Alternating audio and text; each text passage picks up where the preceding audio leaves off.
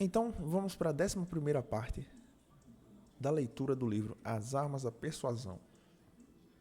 Eu sou Lucas e esse é o canal CC Audiolivros, que faz parte do projeto Crescente Constante. Então, lhe convido a conhecer o projeto, todos os links dos canais na descrição.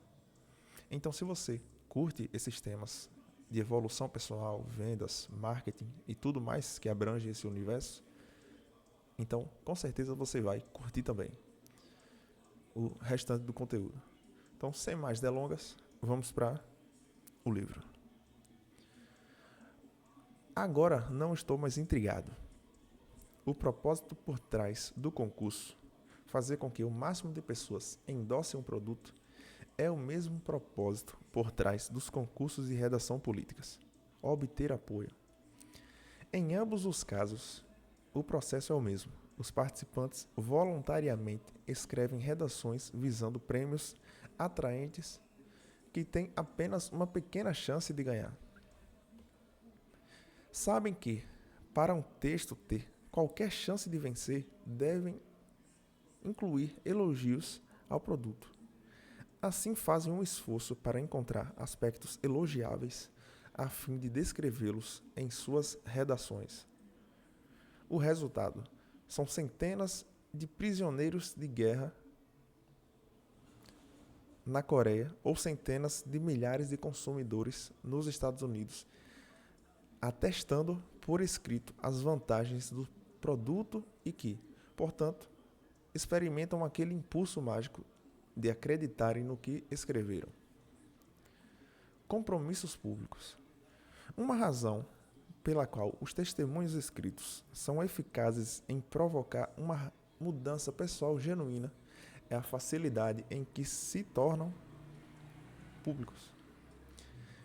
A experiência dos prisioneiros na Coreia mostrou que os chineses conheciam bem um importante princípio psicológico.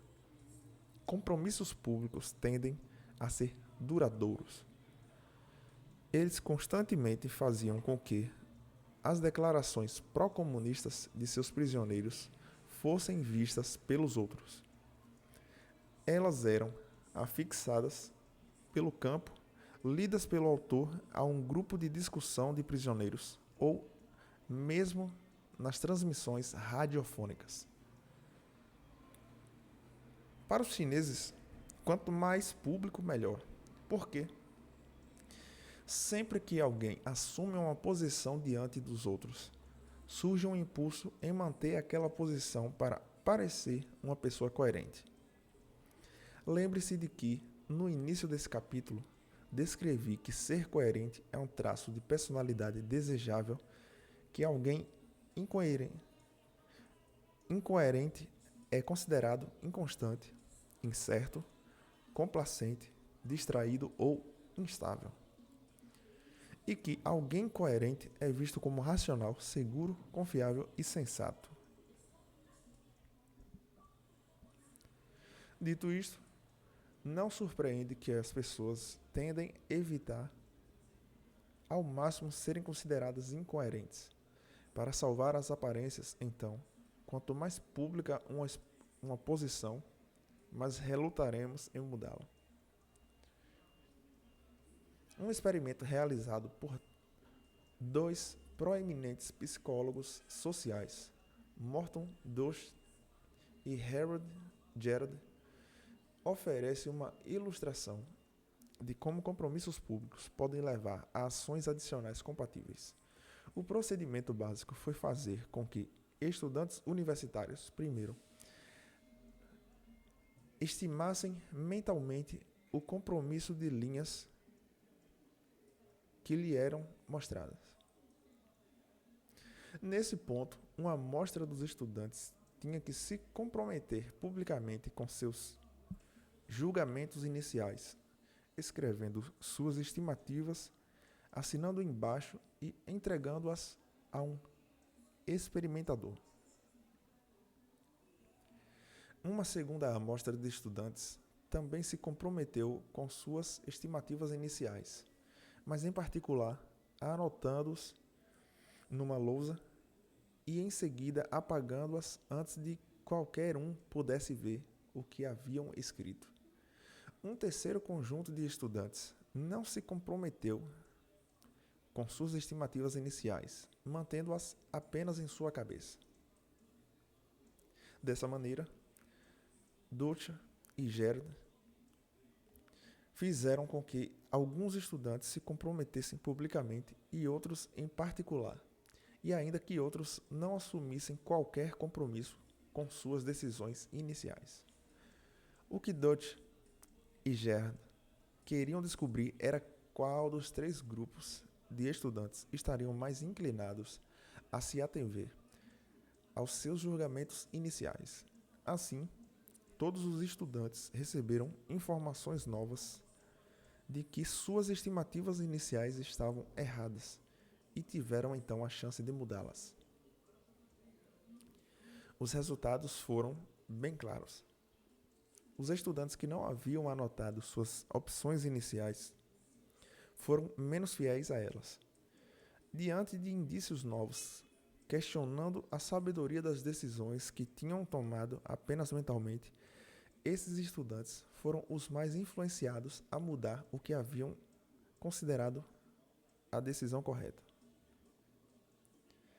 Comparado com esses estudantes não comprometidos, os que tinham anotado suas decisões por um momento na lousa estiveram bem menos dispostos a mudar de ideia quando tiveram a chance. Embora só tivessem se comprometido em circunstâncias anônimas, o ato de anotar seus julgamentos iniciais fez com que resistissem à influência de novos dados contraditórios e permanecessem coerentes às escolhas preliminares. Porém, Dutcher e Gerd descobriram que os estudantes que haviam publicamente registrado suas posições iniciais foram os que mais dedicadamente se recusaram a mudá-las depois. O compromisso público os havia transformado nos mais obstinados de todos. Esse tipo de obstinação pode ocorrer mesmo em situações em que a exatidão deve ser mais importante que a coerência. Num estudo em que corpos de jurados de 6 ou 12 pessoas simulavam um processo judicial, os impasses foram bem mais frequentes quando os jurados tiveram que expressar suas opiniões levantando a mão, e não por votação secreta. Uma vez que os jurados haviam declarado publicamente seus pontos de vista, relutavam em mudá-los. A descoberta de Dutcher e Gerd de que somos mais fiéis às nossas decisões quando nos comprometemos publicamente pode ter boas aplicações. Vejamos as organizações dedicadas a ajudar pessoas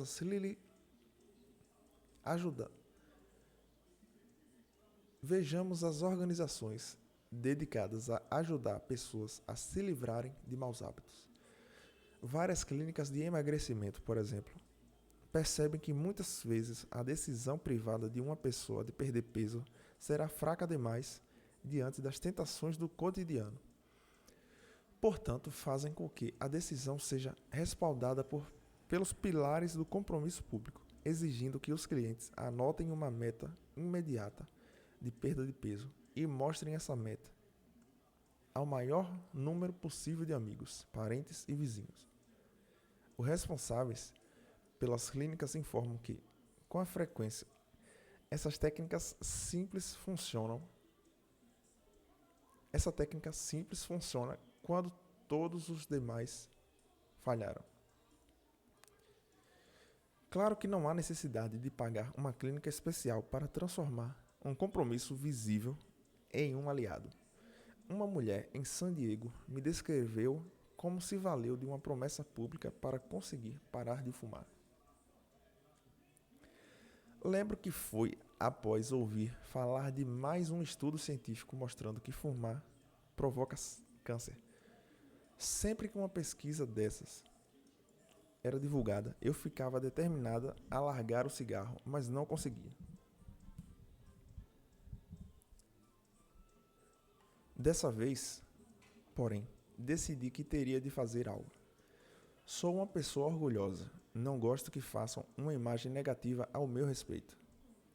Portanto, pensei, talvez eu possa explorar meu orgulho para largar esse vício maldito. Fiz então uma lista de todas as pessoas que eu realmente queria que me respeitassem. Depois comprei uns cartões e escrevi no verso de todos eles. Prometo a você que nunca mais fumarei outro cigarro. Após uma semana, eu havia entregado ou enviado um cartão a cada um da minha lista. Meu pai, meu irmão, no outro lado do país, meu chefe, minha melhor amiga, meu ex-marido. Todo mundo menos meu namorado. Eu era louca por ele e não queria decepcioná-lo. Pensei 2 vezes antes de lhe entregar um cartão, porque sabia que, se não conseguisse manter minha promessa a ele, eu morreria. Porém, um dia no escritório, ele trabalhava ao mesmo prédio que eu. Ele trabalhava no mesmo prédio que eu. Simplesmente fui até a mesa dele, entreguei-lhe o cartão e me afastei sem dizer nada. Deixei de fumar na marra. Foi a coisa mais difícil que eu já fiz. Deve ter havido 1000 ocasiões em que quase desisti, mas sempre esmorecia. Eu imaginava o que todas as pessoas da minha lista pensariam de mim se eu não cumprisse minha palavra. E deu certo. Nunca mais pus um cigarro na boca. O esforço a mais. Está provado que, quanto maior o esforço envolvido num compromisso, maior será sua capacidade de influenciar as atitudes da pessoa que o assumiu. Podemos encontrar esses indícios bem perto de nós ou nas regiões remotas do mundo primitivo. Começamos perto de casa, com a seção de entretenimento dos jornais, em que uma informação importante é omitida dos anúncios de shows de música: o preço. Por que será que os promotores de concertos escondem dos fãs o valor do ingresso? Talvez temam que seus valores cada vez maiores espantem os compradores. Mas os fãs interessados descobrirão logo o preço de um ingresso, certo? Certo. Mas os promotores percebem que o público potencial fica mais propenso a comprar ingressos depois disso. Mesmo um simples telefonema de consulta de preço constitui um compromisso inicial com o show. Após despenderem tempo e esforço na tentativa de completar a ligação e serem atendidos, no momento em que descobrem o preço do ingresso, os fãs estão exatamente como os promotores querem, ao final de um compromisso ativo, público e trabalhoso com o evento. Depoimento de leitor 3.3 de um professor universitário canadense. Acabei de ler uma matéria no jornal sobre um proprietário de restaurante, por meio de compromissos públicos, solucionou um grande problema de clientes que reservam mesas, mas não apareciam. Não sei se ele leu ou não leu seu livro, mas o fato é que algo que se enquadra perfeitamente no princípio de compromisso e coerência que você aborda. O homem pediu às recepcionistas que deixassem de dizer: por favor, ligue se mudar seus planos, e começassem a indagar: você vai nos ligar se mudar seus planos? Esperando pela resposta, sua taxa de desistência caiu de 30% para 10%. Nota do autor. Que elemento nessa mudança sutil provocou uma diferença tão drástica? Para mim, foi a pergunta da recepcionista e a pausa esperando a promessa. Ao incitar os clientes a assumir um compromisso público, a abordagem aumentou as chances de que o cumprissem. Embora também existe também um exemplo mais remoto do poder dos compromissos árduos. Uma tribo do sul da África, Chonga, exige que cada menino passe por uma elaborada cerimônia para iniciação antes de ser considerado um homem da tribo. Como acontece com os meninos em muitas outras tribos primitivas, o menino Chonga passa por várias provas antes de ser admitido como membro do grupo dos adultos. Os antropólogos Wright, Kluckhoff e Anthony descreveram esse período sofrido de 3 meses em termos breves, porém eloquentes. Meninos na faixa etária de 10 a 16 anos são enviados pelos pais à escola de circuncisão, que é promovida a cada 4 ou 5 anos ali, na companhia dos colegas da mesma faixa etária. Sofrem várias humilhações dos homens adultos daquela sociedade. A iniciação começa com cada menino percorrendo um corredor polonês, onde é espancado por porretes. Ao final da experiência, suas roupas são tiradas e seus cabelos cortados. Em seguida, aparece um homem coberto com juba de leão e o menino é colocado sentado sobre uma pedra, encarando-o. Alguém, então, bate em suas costas e, quando o menino vira para ver quem é, seu prepúcio é agarrado e, em 2 movimentos, cortado fora pelo Homem-Leão. Depois, ele é isolado por 3 meses no Pátio dos Mistérios, onde só pode ser visto pelos iniciados.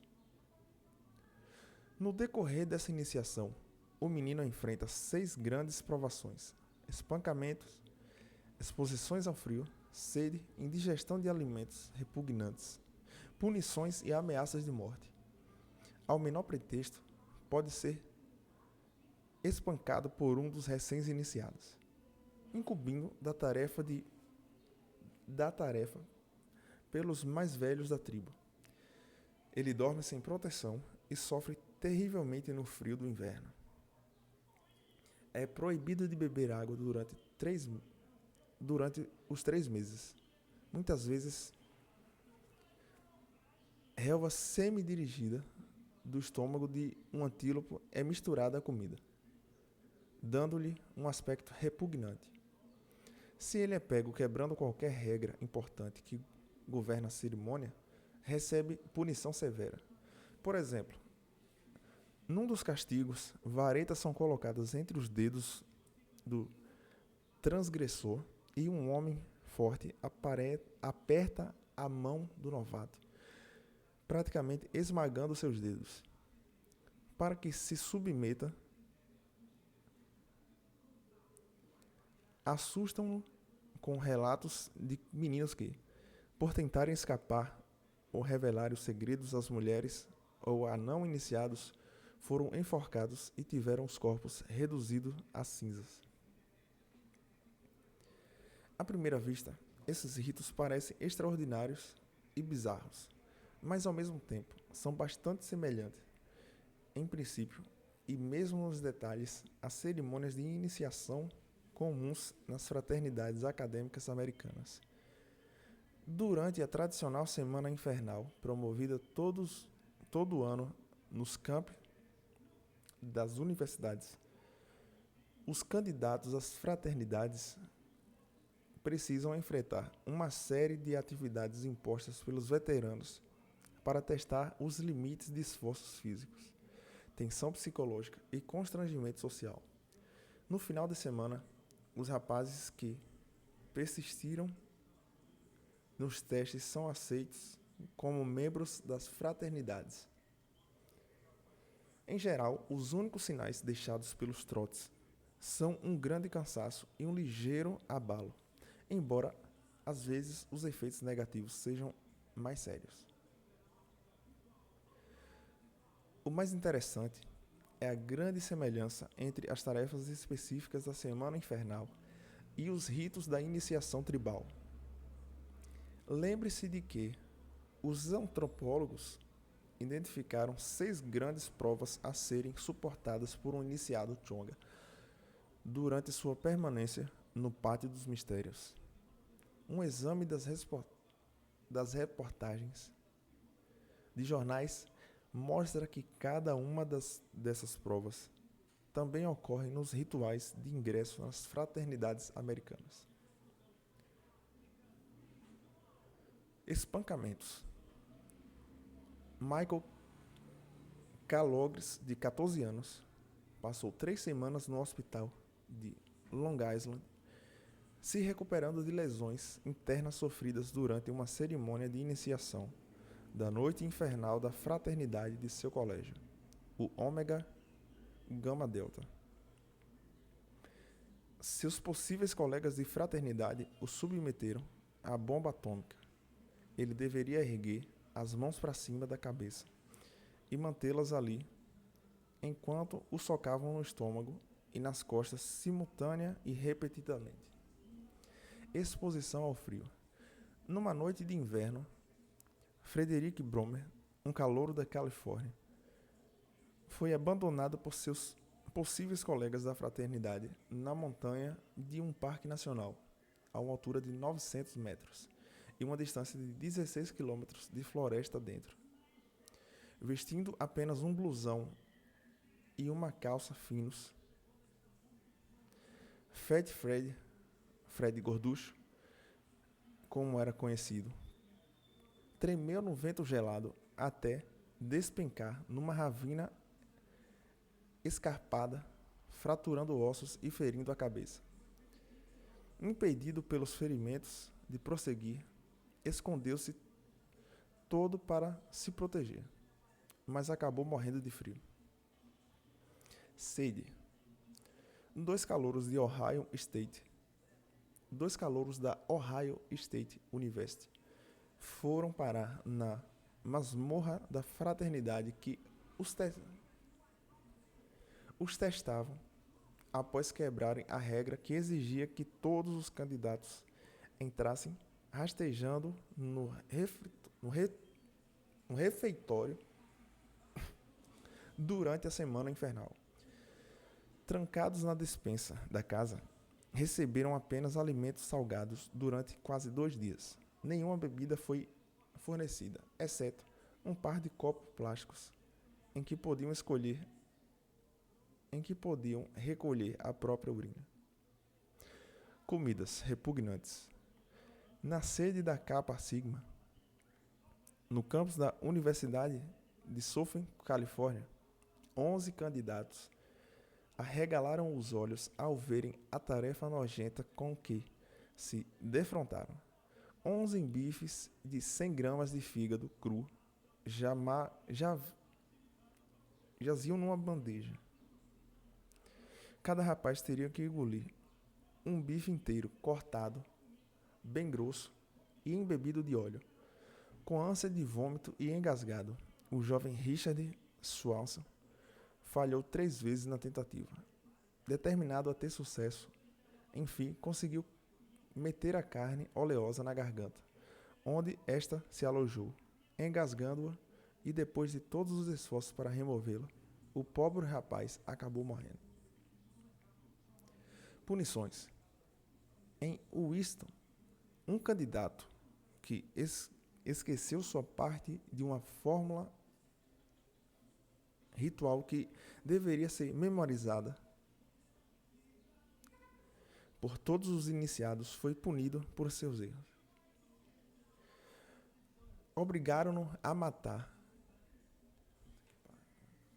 Obrigaram-no a manter seus pés sobre os pés traseiros de uma cadeira dobradiça, enquanto o membro mais pesado da fraternidade se sentava e bebia uma cerveja. Embora o candidato não gritasse durante a punição, fraturou um osso de cada pé. Ameaças de morte. Um candidato de fraternidade, Zeta Beta Tau, foi levado a uma área de praia em Nova Jersey e recebeu ordem de cavar sua própria sepultura. Segundo, após acatar a ordem de se deitar no buraco recém-aberto, as laterais desmoronaram, sufocando, antes que seus futuros colegas de fraternidade conseguissem retirá-lo dali.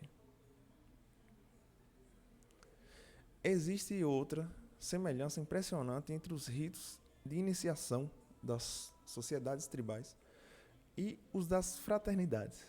Eles simplesmente não desaparecem. Resistindo a todas as tentativas de eliminação, essas práticas humilhantes vêm perdurando. As autoridades, na forma de governo coloniais ou administrações universitárias, tentaram ameaças, pressões sociais, ações legais, expulsões, subornos e proibições para persuadir os grupos a remover os riscos e as humilhações de suas cerimônias de iniciação. Nada disso teve sucesso. Pode até haver uma mudança enquanto a autoridade está vigiando de perto, mas costuma ser mais aparente do que real. Os trotes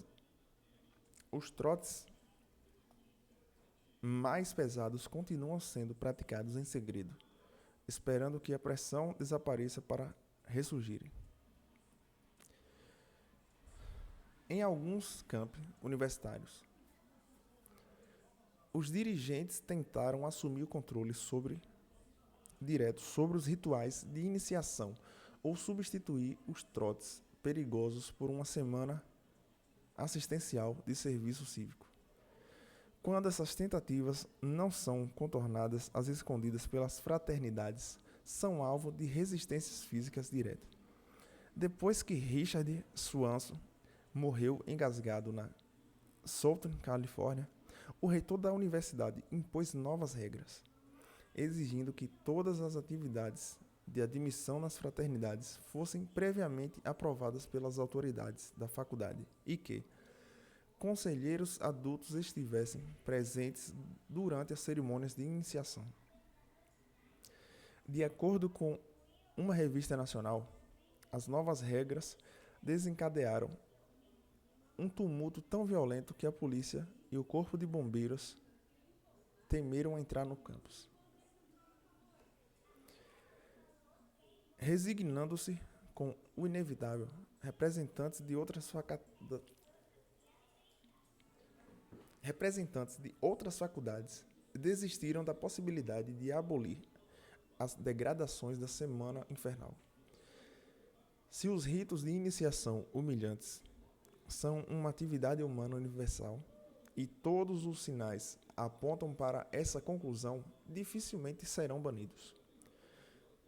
Se sua prática aberta for proibida, irão se tornar clandestinos. Não dá para proibir o sexo, não dá para proibir o álcool e provavelmente não dá para proibir os ritos de iniciação. O que torna as práticas humilhantes de iniciação tão valiosas para essas sociedades? O que faz com que os grupos tentem burlar, sabotar ou contestar qualquer esforço para banir os aspectos degradantes e perigosos de suas cerimônias de iniciação? Algumas pessoas argumentam que os próprios grupos são compostos de degenerados psicológicos ou sociais cujas necessidades deturpadas exigem que colegas sejam prejudicados e humilhados. Os dados, porém, não respaldam esses pontos de vista.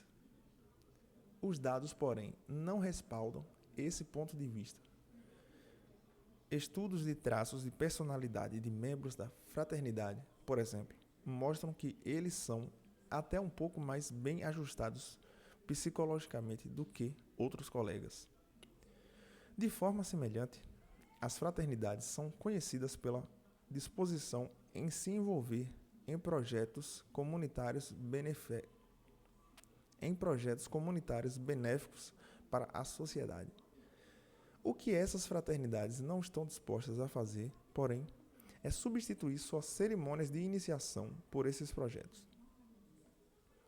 Uma pesquisa na Universidade de Washington descobriu que, dentre as fraternidades examinadas, a maioria tinha um tipo de tradição da semana assistencial, só que adicional à semana infernal. Somente em um caso, esse serviço estava diretamente relacionado aos procedimentos de iniciação. Então, essa foi a leitura de hoje.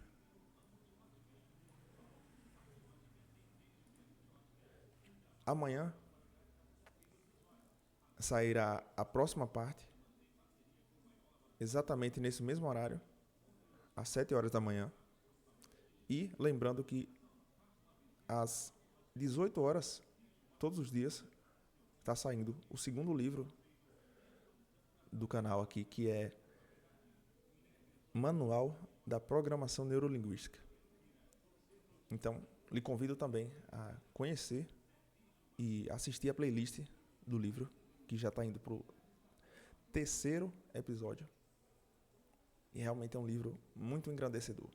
Então, esse foi a leitura de hoje. Eu sou o Lucas e esse é o canal CC Audiolivros. Mais uma vez, lhe convido a conhecer nosso projeto Crescente Constante e se inscrever nos canais. Até amanhã. Muito obrigado.